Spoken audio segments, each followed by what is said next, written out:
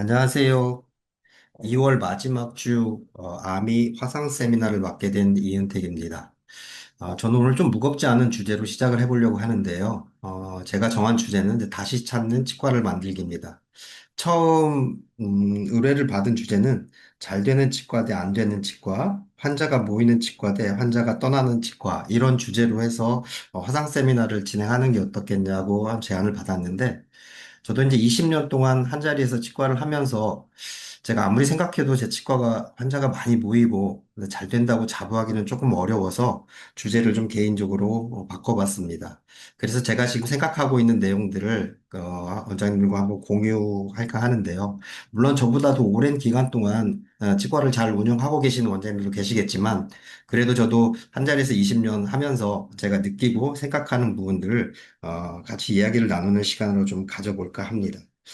요즘은 지나가다가 치과를 들리는 경우는 거의 없는 것 같습니다. 그러니까 치과 의사도 이제 한 3만 명 이상이고 각종 SNS를 통해서 정보가 쏟아지고 있습니다.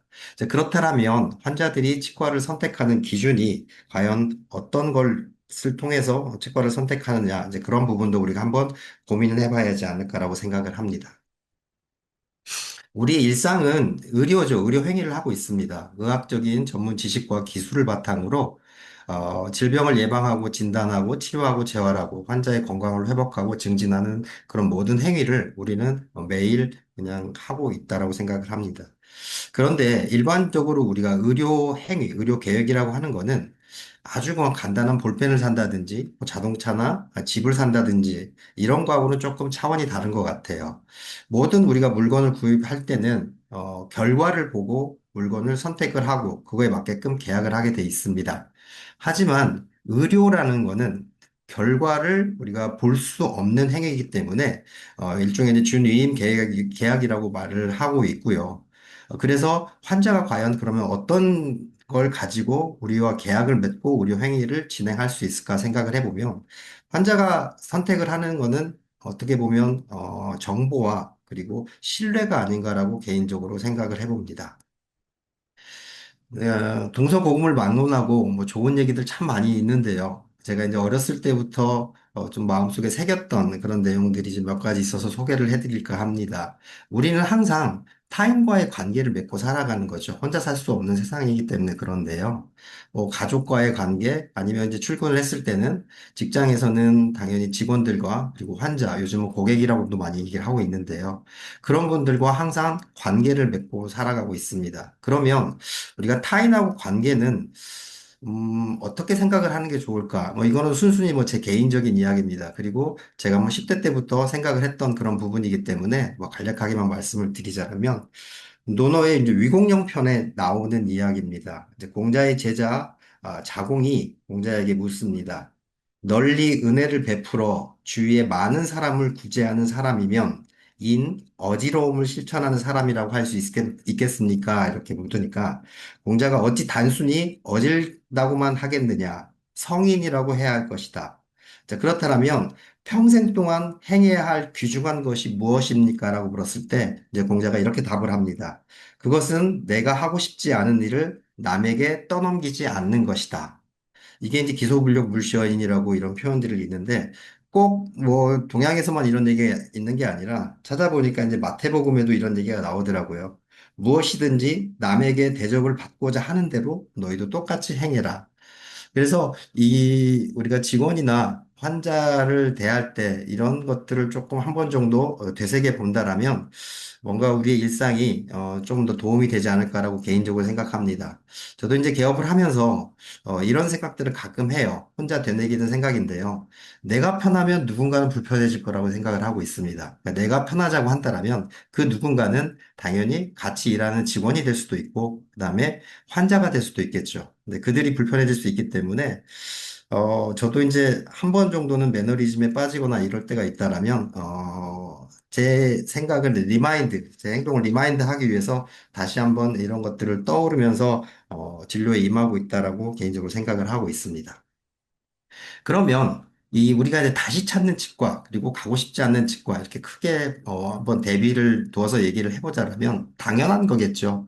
무조건 이게 비용과 견적만을 위주로 해서 상담을 하는 것보다는 일단 이제 고객은 뭔가 불편감을 가지고 치과에 내원을 하게 돼 있습니다. 그러면 어렵겠지만 성향에 따라서는 어려울 수도 있을 거라고 생각하지만 그래도 공감이 먼저 우선이지 않을까라고 생각을 하고 이 환자의 불편감에 대해서 우리가 최선의 대안을 제시하고 치료 방법을 접근을 하는 게 어떻겠냐라고 생각을 하고 있습니다. 다른 치아가 아팠는데 뭐 오른쪽에 결손된 부분에 뭐 임플란트만을 강요한다든지 뭐 이렇게 된다라면 환자의 믿음이 조금 사라지지 않을까라고 생각을 합니다. 그리고 설명도 다른 뭐 전문적인 용어보다는 일종의 이제 비유와 그리고 비슷한 환자의 결과물을 가지고 상담을 한다라면 훨씬 더 접근적이지 않을까라, 접근성이 좀 높지 않을까라고 생각을 하고 있고요. 뭐 이런 것들은 다 우리가 읽어보면 충분히 알 수 있는 그런 내용인데 무엇보다도 치과가 뭐 노후되고 뭐 더럽고 이런 노후됐다 이런 문제가 아니고요. 항상 청결하고 쾌적함을 유지하는 것들은 날마다 우리가 좀 챙겨 봐야 할 부분이지 않을까라고 이제 개인적으로 생각을 하고 있습니다. 저도 개인적으로 출근할 때는 가장 먼저 출근을 해서 한 번 정도는 치과를 둘러보고 이렇게 진료를 시작하고 있는 것 같습니다.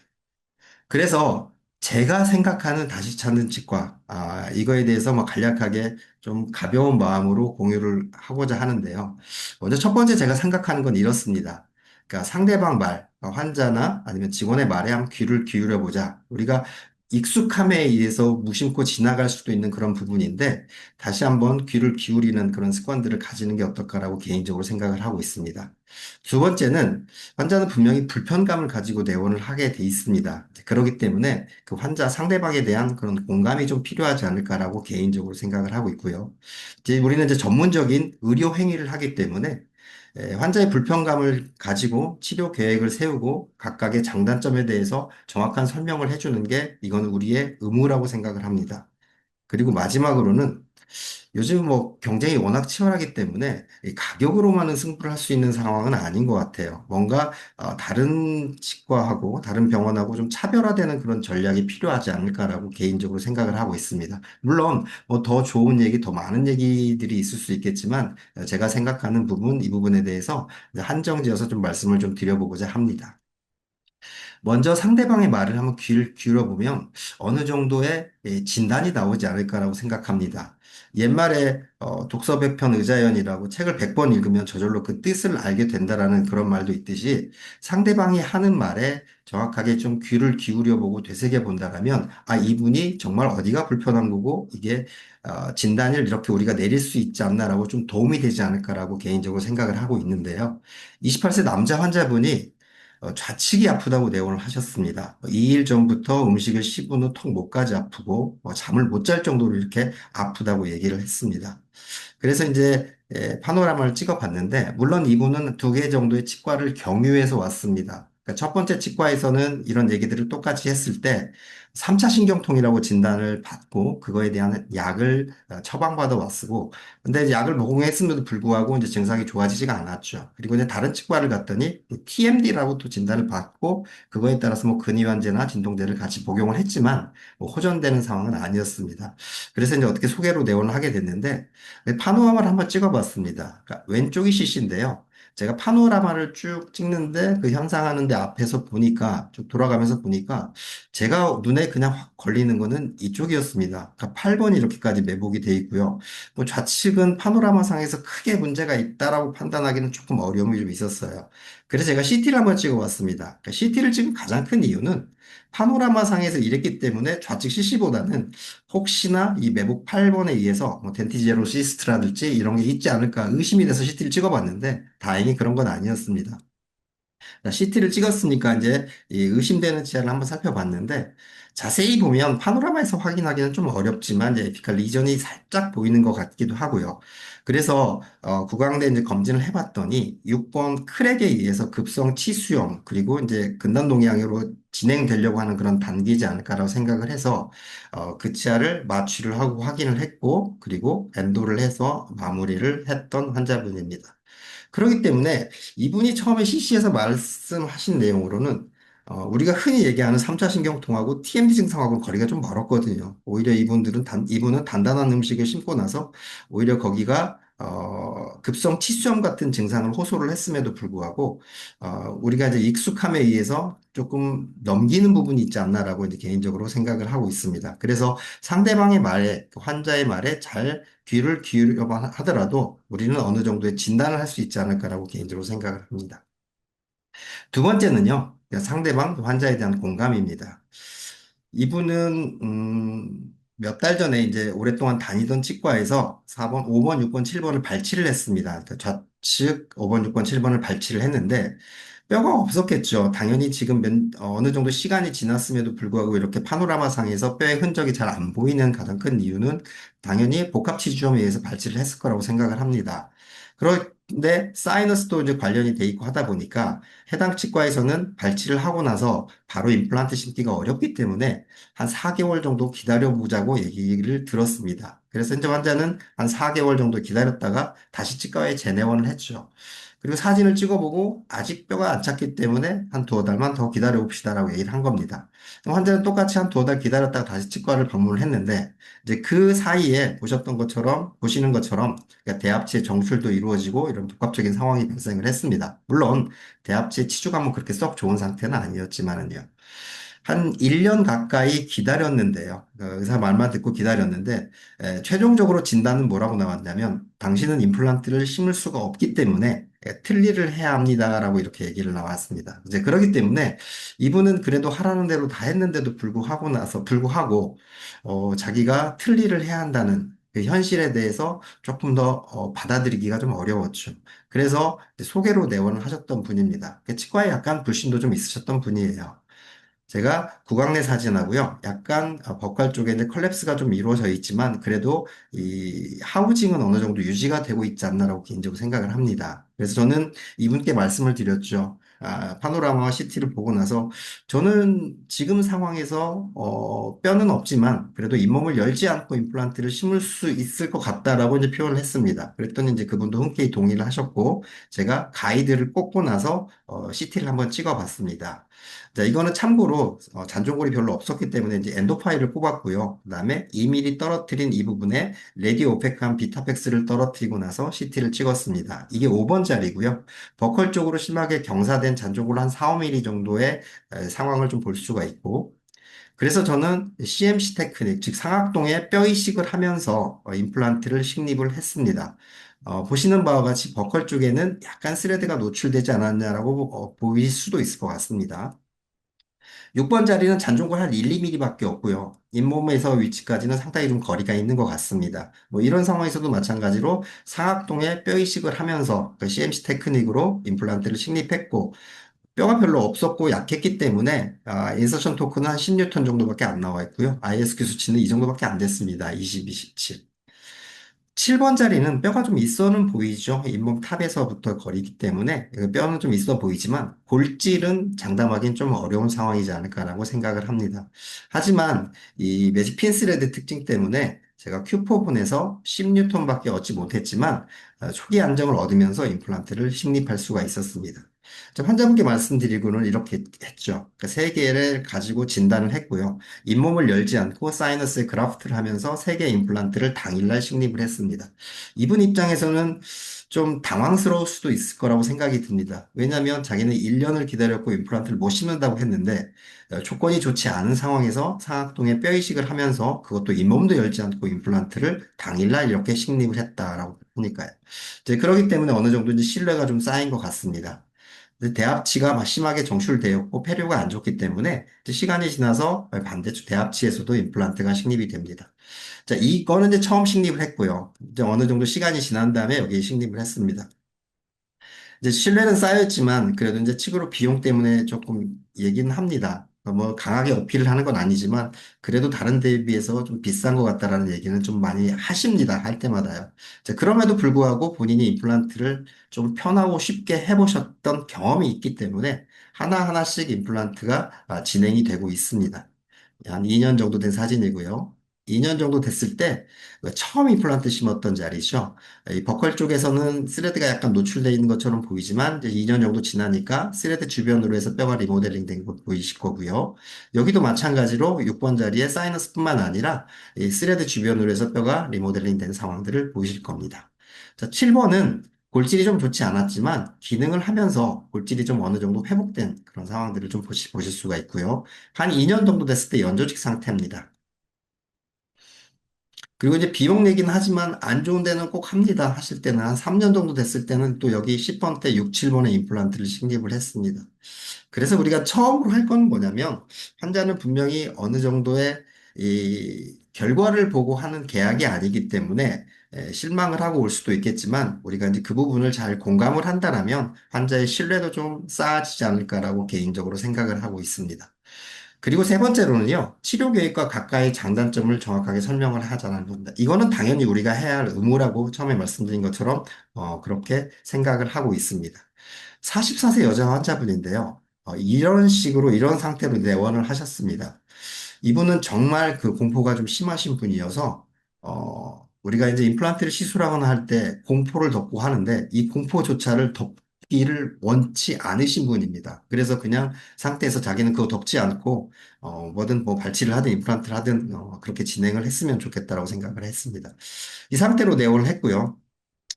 저는 이제 이런 상황에서 거의 여러 개의 임플란트를 식립해야 한다든지 아니면 뭐 풀마우스 리해빌리테이션을 한다든지 할 때 첫 번째로 제가 고려한 상황은 이겁니다. 환자분 회복을 픽스드로 할 건지 리무버블로 할 건지. 물론 픽스나 리무버블은 뭐 환자의 경제적인 면도 고려를 해야겠지만 안모 이런 것들은 뭐 환자분이 아무리 픽스드를 원하더라도 안모가 심하게 뭐 흡수가 돼 있다든지 퇴축이 돼 있다든지 이런 상황이라면 우리가 뭐 픽스드로 쉽게 결정할 수 있는 상황은 아니겠죠. 먼저 이것부터 설명을 하고요. 픽스드를 한다라면 제1대구치까지 회복을 할 건지 제2대구치까지 회복을 할 건지를 선택을 합니다. 물론 당연히 제2대구치까지 회복을 한다라면 당연히 좋겠죠. 뭐 저희들도 좋고 그리고 환자 입장에서도 그만큼 더 저장력이 회복이 되기 때문에 좋다라고 생각을 합니다. 하지만 이제 경제적인 면을 고려했을 때는 제2대구치까지 회복을 한다라면 임플란트가 4개가 추가로 들어갈 수가 있기 때문에 이제 그런 부분도 하나의 고려사항이 되지 않을까라고 생각을 합니다. 리무버블을 했을 때는 일단 풀덴처로 할 건지 아니면 임플란트의 도움을 받아서 RPD를 할 건지 그러니까 이런 거에 대해서 각각의 장단점, 그다음에 치료 계획, 그다음에 기간이 얼마나 걸리는지 이런 것들에 대해서 자세하게 설명해 줄 의무는 충분히 우리가 있다고 생각합니다. 이런 자세한 설명을 통해서 환자의 신뢰가 더 얻어지고 쌓여지지 않는가라고 개인적으로 생각을 하고 있는데 구강내 사진입니다. 전체 치아가 플로팅이고요. 그다음에 진지바 리세션도 상당히 심한 상태입니다. 그러니까 포비아가 너무 심하기 때문에 이 상태까지 방치를 하게 된 거였고, 그다음에 이제 VD까지 다 소실이 된 그런 상황들을 볼 수가 있습니다. 그렇게 겁이 많은 환자분이었음에도 불구하고요. 당일날 제가 이제 6번까지 설명을 드렸고, 환자분도 7번은 나중에 기능을 하면서 좀 불편하다 싶으면 그때 임플란트를 더 하십시오라고 얘기를 듣고, 이렇게 6번까지 회복을 하기 위해서 식립을 했습니다. 일반적으로 화학은 제가 3, 3번 두 개를 식립하고 식스유닛 브릿지를 하고요. 물론, 어, 여건이 좋지 않다라면 하나 정도는 더 심을 수 있겠지만요. 그다음에 4번, 5번, 6번 자리에 이렇게 두 개의 임플란트를 식립해서 브릿지를 많이 선호를 하고 있습니다. 상악 같은 경우에는 아치가 좀 크고 그다음에 전방부로, 그러니까 3번 중심으로 해서 전방부로, 캔티레버가 좀 있기 때문에 보통 3개나 4개의 임플란트를 식립하는 편입니다. 그래서 여기에선 3개의 임플란트를 식립을 해가지고, 6유닛 브릿지를 계획을 했고요. 여기는 제가 20번 때와 다르게 5번 자리 하나를 더 식립을 했습니다. 여기는 6번 자리에 그래도 어느 정도의 뼈가 있기 때문에 비비술식으로 해서 임플란트를 식립을 했습니다. 잔존골이 좀 어느 정도 있었죠. 그런데 이제 여기는 상악동에 뼈 이식을 하면서 임플란트를 심어야 할 상황이기 때문에 5번 자리에 하나를 더 심어서 바로 템포라리를 하기 위해서 제가 하나를 더 추가해서 설명을 드리고 식립을 했습니다. 식립하고 난 다음날 사진입니다. 발치를 하고 거의 잇몸을 열지 않고 임플란트가 식립이 되어졌기 때문에 환자분의 이제 불편감이나 이런 것들도 만족도가 훨씬 더 좋아졌다라고 올라갔다라고 생각을 합니다. 그리고 나서 바로 이렇게 템포러리를 만들어 드렸죠. 그러니까 이분은 수년 동안 식사를 하시는 게 상당히 좀 불편하셨음에도 불구하고 그 공포감 때문에 이렇게 에, 치료를 미루어 왔는데 그럼에도 불구하고 잇몸을 열지 않고 필요한 부위에 임플란트를 적절하게 식립하고 그다음에 뭐 일주일도 채 되지 않아서 이렇게 픽스드 템포럴을 해주다 보니까 만족도가 훨씬 더 올라갔던 것 같습니다. 2달 정도 지난 사진이고요. 이렇게 최종 보철물로 전환을 했습니다. 그리고 나서 한 4년 6개월 정도 지났을 때 이제 파노라마 사진이 되겠습니다. 이렇게 본인이 만족스러운 진료를 받다 보면 뭐 의도치 않게 이렇게 비슷한 환자분을 또 소개를 해 주십니다. 보시면 하악 전체가 좀 다 안 좋은 상황이시고요. 입원 자리도 좀 없습니다. 그래서 이분도 마찬가지로 적절한 부위에 임플란트를 식립하고 이렇게 플라치를 마무리를 했습니다. 그러니까 이분도 마찬가지로 각각 전분이 그러니까 소개를 시켜주셔서 시행을 했던 환자분입니다. 마지막으로 차별화되는 전략이 필요하다고 생각합니다. 우리가 흔히 저도 이제 오랜 시간을 하다 보니까 환자분들은 그런 얘기를 좀 가끔 하십니다. 저 치과는 뭐 엔도를 잘해, 그러니까 신경치료를 잘해. 저 치과는 보철을 잘해. 뭐 이런 표현보다는 오히려 공통된 의견이 저 치과는 안 아프게 해. 저 치과는 뭐 빨리 해. 이런 것들이 좀 비교 대상이지 않을까라고 생각을 합니다. 왜냐하면 결과는 잘 모르고 환자 입장에서는 불편감만 없으면 어느 정도 만족을 하기 때문에 그러지 않나라고 생각을 하는데 그러기 위해서는 우리가 뭔가 차별화되는 전략이 필요하지 않을까 생각합니다. 그게 바로 이제 나만의 무기가 필요하다고 저는 개인적으로 말씀을 드리는데요. 이분은 이렇게 내원을 하셨습니다. 44세 때 6번이 결손이고요. 7번이 동요도가 되게 심한 상태로 내원을 하셨습니다. 6번 결손 부위를 보게 되면 희한하게 지금 구개측에 뼈가 없는 것을 확인하실 수가 있습니다. 버칼 쪽에서 어느 정도 좀 뼈가 있는데요. 그리고 7번은 거의 플로팅 투수고요. 그러니까 사이너스가 뚫리지 않았을까 의심할 수 있을 정도로 이렇게 흡수가 좀 많이 되어 있었습니다. 이제 구강내 사진이었고요. 그 제가 이 술전 CT를 토대로 해서 뼈가 있는 데다 임플란트를 심어볼까 하고 가이드핀을 좀 웃기게 꼽아왔습니다. 그런데 이제 이 방향으로는 임플란트를 안 심죠. 당연히 이제 방향을 좀 수정을 했습니다. 그리고 방향을 수정해서 상악동에 뼈 이식을 하면서 임플란트를 식립했고요. 의도적으로 구개 측에서는 스레드를 살짝 낮췄습니다. 물론 두 개 임플란트를 다 식립할 수 있게끔 시도를 해볼 수 있겠지만 그래도 환자분의 여러 부분, 여러 가지를 고려해야겠죠. 이제 그 중에 하나가 경제적인 면도 고려를 할 수밖에 없는데요. 이분은 이제 하루에 하나씩만 임플란트를 심어야 하기 때문에 어쩔 수 없이 이렇게 7번 자리는 간단하게 뼈 이식만 하고 좀 기다렸다가 임플란트를 심기로 하였습니다. 네, 6번 자리고요. 7번 자리는 한 4개월 정도 기다렸습니다. 물론 이분이 좀 내원을 늦게 하신 것도 있는데요. 지금 골질이 되게 좋지 않고 잔존골로 한 2mm 정도밖에 되지 않은 상황인 것 같습니다. 방향은 좀 마음에 안 드는데 어찌됐건 사이너스에 그라프트를 하면서 임플란트를 또 최소 침습적으로 식립을 했습니다. 발치했을 때 상황이고요. 그 다음에 4개월 있다가 임플란트를 식립을 했습니다.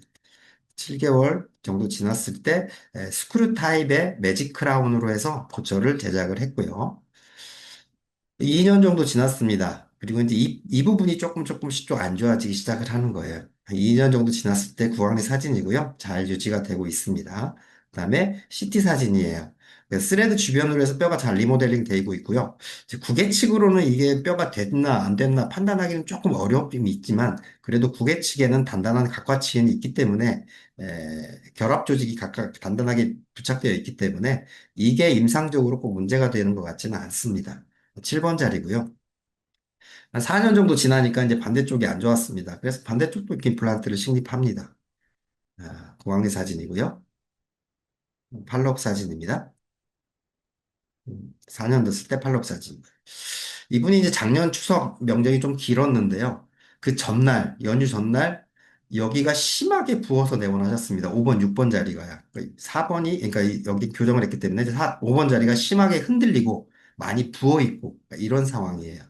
명절 전이고 어찌됐건 간에 해결을 해줘야 하는데 가장 중요한 건 발치를 그냥 하는 게 오히려 나을 것 같아요. 그래서 환자분께 말씀을 드렸죠. 그냥 차라리 발치를 하고 깨끗하게 큐렛을 하는 게 좋겠다. 근데 괜찮다라면 그냥 임플란트까지 심어 놓자. 동의를 하시더라고요. 왜냐하면 본인이 이렇게 했던 경험이 있기 때문에 잇몸을 열지 않고 취소 침습적으로 임플란트를 했다는 경험이 있기 때문에 흔쾌히 동의를 하셔서 이렇게 5번 자리에도 임플란트를 식립을 했습니다. 자, 그러다 보니까 명절이 지나고 이제 멀리 계시는 어머님을 모시고 오셨어요. 이분은 다른 치과에서 발치를 하셨습니다. 인근에서 발치를 했는데 4개월 기다리자고 해서 4개월 기다리고 갔는데 아직은 뼈가 차지 않았으니까 조금 더 기다리자고 얘기를 듣고 이제 그 얘기가 이제 따님한테 들어간 거죠. 근데 따님 생각할 때는 나는 임플란트를 그렇게 어렵지 않게 했는데 왜 이렇게 오래 기다려야 하고 한쪽으로밖에 식사를 못 하시니까 불편하다고는 하시는데 딸한테는 이제 하소연을 하시겠죠. 계속 뭔가 회복이 안 되는 거죠. 항상 기다리라고만 하고요. 그래서 이제 저한테 멀지만 한번 봐주실 수 있겠냐라고 해서 문의를 하셨어요. 내원하시게 된 거죠. 아마 이 부분이죠. 그러니까 7번 자리에 아직 뼈가 단단하지 않게 됐기 때문에 임플란트를 못 심는다고 하지 않았을까. 그리고 조금 더 기다리라고 하지 않았을까 싶습니다. 저 좀 그래서 그랬죠. 오시는 날 저는 이렇게 임플란트를 심으실 수 있습니다라고 표현을 했고요. 여기도 6번까지만 있으니까 그러면 저는 4번, 6번 자리 두 개 임플란트를 심어서 이렇게 브릿지로 해서 위에가 또 텐처니까요. 당일날 인상을 떠서 바로 식사를 하실 수 있게끔 해드리겠다까지 말씀을 드렸습니다. 그랬더니 이제 흔쾌히 동의를 하셨죠. 2주가 지난 시점에 인상 체득을 해서 여기에 여기 여기 최종 보철물을 장착을 해드렸습니다. 그랬더니 여기 임플란트 두 개를 경험하시더니 그냥 7번짜리까지 또 하고 싶다고 말씀을 하십니다. 그래서 7번도 여기는 최종 보철물 장착을 하고요. 7번은 그냥 간단하게 또 임플란트를 하나를 식립을 했습니다. 이렇게 했더니 이제 다 마무리가 된 거죠. 7번까지요. 덴처를 해주시라고 하더라고요. 그래서 덴처는 내원 횟수도 좀 많아지고, 아래가 또 픽스인데, 위에 그냥 풀덴처로 하게 되면 만족감이 좀 떨어지실 수도 있겠습니다라고 말씀을 드렸죠. 근데 고민을 좀 하시더라고요. 그랬더니 또 흔쾌히 임플란트에 도움을 받는 덴처를 하겠다라고 말씀을 하십니다. 그래서 골폭은 되게 좁았지만 연조지 폭도 좀 좁고요.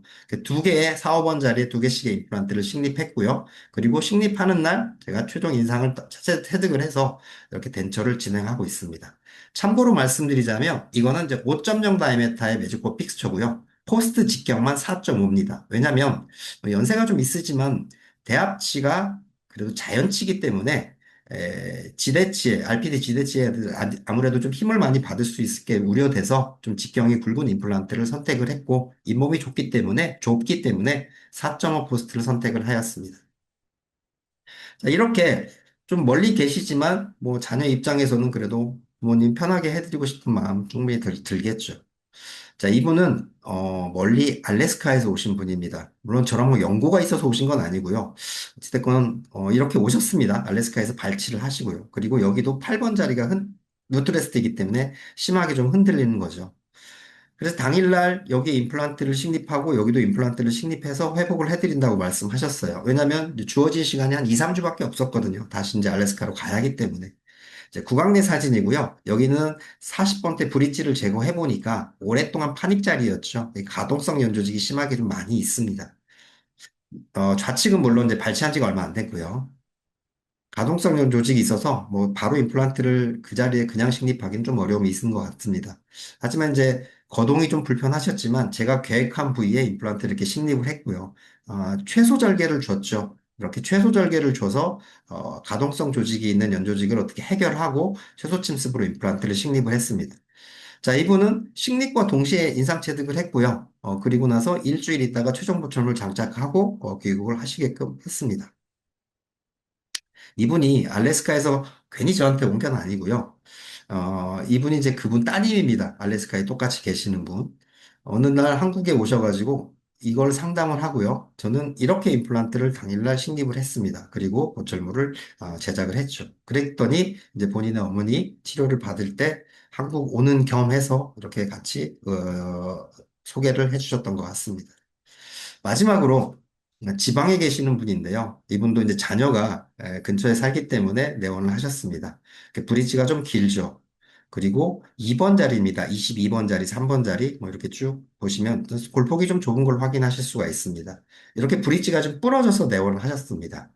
그래서 저는 상담을 하고 나서 필요한 부분의 임플란트를 최소 침수적으로 식립을 했고요. 그리고 내려가셔야 하기 때문에 바로 템포러리를 이렇게 만들어 드렸습니다. 그리고 5년 4개월 이렇게 팔로업 된 사진입니다. 이게 연조직 상태고요. 뭐 지금까지 연세 있으시고 하지만 잘 관리를 하고 계시는 것 같습니다. 이러다 보니까 이분 손녀딸이 왔습니다.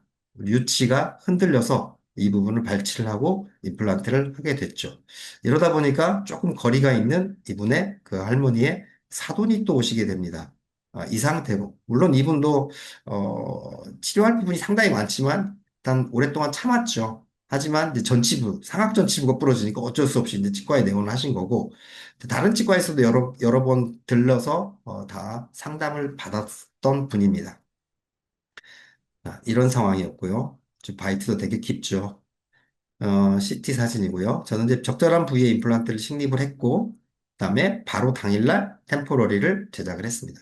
일반적으로 제가 두 개 임플란트를 식립하는데, 워낙 딥바이시고, 그다음에 전치부 가이드를 피할 수가 없기 때문에 어쩔 수 없이 세 개의 임플란트를 식립을 해서 템포러리를 제작을 했습니다. 그러다 보니까 이분이 이제 조금 편안해지신 것 같아요. 치과 치료에 대해서 거부감도 좀 덜 하시고, 이렇게 안 아프게 할 수도 있겠다는 생각이 들어서 지금 뭘 하고 있냐? 전체 교정을 하고 있습니다. 그래서 인트루전 할 건 인트루전 하고, 풀 마우스 리해빌리테이션을 계획을 하고 있고, 그리고 그렇게 치료 방향을 잡아가고 있습니다. 저보다 오랫동안 개원을 하신 원장님들은 더 당연히 잘 하시고 계시리라 믿고, 좋은 의견들이 있으리라 생각하지만, 저도 뭐 한 곳에서 한 20년 개원을 하다 보니까 많은 생각들을 하게 됩니다. 그래서 요즘 같은 무한 경쟁의 시대에서 우리가 어떤 마음가짐을 가지고 한 번 정도 내 치과를 돌아볼까, 이거를 이제 개인적으로 생각을 해봤을 때, 제가 생각하는 건 이겁니다. 그러니까 상대방, 환자의 말에 참 귀를 기울이고, 그 부분에 대해서 공감을 좀 하자. 그리고 당연히 이거는 의사의 의무라고 생각합니다. 우리가 치료 계획을 잘 설명을 하고 각각의 장단점과 뭐 비용에 대해서 경제적인 면도 고려를 안 할 수가 없기 때문에 정확하게 설명한다라면 환자의 신뢰도는 많이 올라갈 거라고 저는 개인적으로 생각합니다.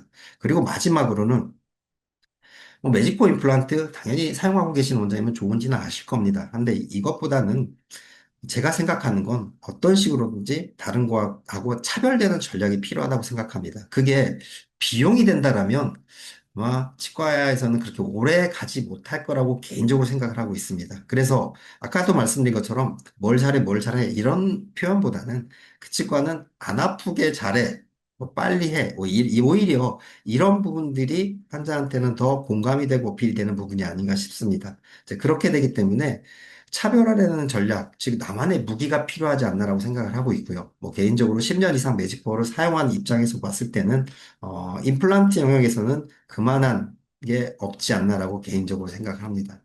요즘 치과 갈수록 참 어렵습니다.